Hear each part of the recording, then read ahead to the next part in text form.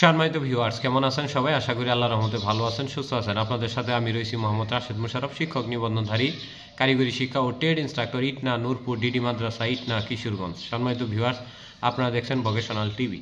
সম্মানিত ভিউয়ার্স, আজকের আলোচ্য বিষয় ষষ্ঠ গণবিজ্ঞপ্তি 2025-26 এসএসসি ভোকেশনাল শাখার অনলাইন আবেদন সম্পর্কিত কিছু কথা। সম্মানিত ভিউয়ার্স, আপনারা সবাই জানেন যে ষষ্ঠ গণবিজ্ঞপ্তি প্রকাশিত কালটা একটু বিলম্বিত হতে পারে, যেহেতু বদলি নীতিমালা চালু রয়েছে এবং 2025 সালের অক্টোবর থেকে ডিসেম্বরের মধ্যে বদলি নীতিমালার সকল কার্যক্রম শেষ হবে প্রথম ধাপে। তো সেই হিসেবে আপনাদের ষষ্ঠ গণবিজ্ঞপ্তিটা হতে হয়তো কিছুটা অংশ দেরি হতে পারে। তো যে বিষয়টি আমরা আলোচনা করব, যখনই ষষ্ঠ গণবিজ্ঞপ্তি হবে আপনারা কিন্তু অবশ্যই এসএসসি ভোকেশনাল শাখায় অনেক প্রার্থীরা আবেদন করবেন। তো এসএসসি ভোকেশনাল শাখায় যারা অনলাইন আবেদন করবেন তাদের জন্য আমি একটি বিষয় বলে দিই। সর্বপ্রথম যে বিষয়টি সেটি হলো, আপনি যখন প্রতিষ্ঠানে আবেদন করবেন প্রথম একটি বিষয় লক্ষ্য রাখবেন যে আমি যে 40টি প্রতিষ্ঠানে আবেদন করছি সেই 40টি প্রতিষ্ঠানে জিও আছে কিনা। জিও বলতে বোঝায় গভর্নমেন্ট অর্ডার, অর্থাৎ অর্থ মন্ত্রণালয় কর্তৃক ওই ট্রেডের বেতনভুক্ত আছে কিনা, এর জন্য একটি অনুমোদন পত্র আছে কিনা, এটিকে বলা হয় জিও, মানে অর্থ মন্ত্রণালয়ের বেতনের আবেদন কপি। অর্থাৎ ওই প্রতিষ্ঠানে একটি ইলেকট্রিক্যাল ট্রেড চালু হলে তার সাথে কিন্তু বাংলা, ইংরেজি, গণিত বা অন্যান্য বিষয় চালু হবে। তো চালু যখনই হবে তখন কর্মরত কর্মচারী সবার বেতন দেওয়ার জন্য অর্থ মন্ত্রণালয়ের একটি অনুমোদন পত্র লাগে। এটি যদি না থাকে তাহলে আপনি যদি আবেদন করেন, স্বয়ং কারিগরি শিক্ষা বোর্ডের চেয়ারম্যানও কিন্তু আপনাকে বেতন দিতে পারবে না।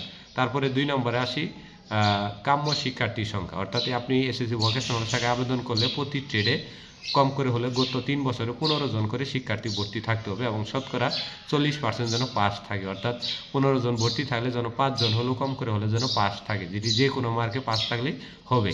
তো এই দুটি না থাকলে আপনি যদি এসএসসি ভোকেশনাল শাখায় আবেদন করেন তাহলে সুপারিশপ্রাপ্ত হবেন, কিন্তু আপনার এমপিও হবে না, জিও ছাড়াও এমপিও হবে না এবং কাম্য শিক্ষার্থী ছাড়াও এমপি হবে না। এই দুটি বিষয় জেনে যদি আপনারা এসএসসি ভোকেশনাল শাখায় ট্রেড ইনস্ট্রাক্টর কিংবা জেনারেল শিক্ষক, বাংলা, ইংরেজি, গণিত যে কোনো শাখায় যদি আবেদন করেন তাহলে হবে। আর যেগুলো সেসিভুক্ত এসএসসি ভোকেশনাল শাখা রয়েছে সেগুলোতে কোনো জিও লাগে না, বা মাদ্রাসাভুক্ত যে 70টির অধিক এসএসসি ভোকেশনাল রয়েছে, যেগুলো সেসিভুক্ত 630টি প্রতিষ্ঠান, সেগুলোতে কোনো জিও লাগবে না।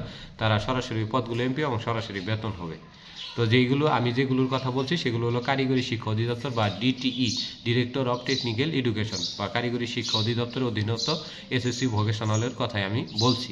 তো এই সকল প্রতিষ্ঠানে আপনার আবেদনের সময় এই দুটি বিষয় লক্ষ্য রাখলে আশা করি সারা জীবনের জন্য আমাকে স্মরণ রাখবেন যে জিও কী জিনিস অধিকাংশ কারিগরি শিক্ষক নিবন্ধনধারীরা জানেন না। এটি একবার যদি বিপদে পড়ে যান, জিওর সমস্যায় পড়ে যান, তাহলে আর সারা জীবন আপনার এই কষ্টটা আর ভুলতে পারবেন। আর একটি প্রতিষ্ঠানে জিও হতে কম করে 3 থেকে 5 বছরের মতো সময় লেগে যায়। তো আশা করি জিও এবং কাম্য শিক্ষার্থী ছাড়া কোনো প্রতিষ্ঠানে আবেদন করবে না। যদি প্রতিষ্ঠান দূরে বা 200 কিলো দূরেও হয় তারপরেও সেখানে আবেদন করবেন। জিও এবং কাম্য শিক্ষার্থী ছাড়া দয়া করে কোথাও আবেদন করবেন না। আশা করি ভিডিওটি বুঝেছেন। ভিডিওটি ভালো লাগলে অবশ্যই লাইক, কমেন্ট, শেয়ার দিবেন।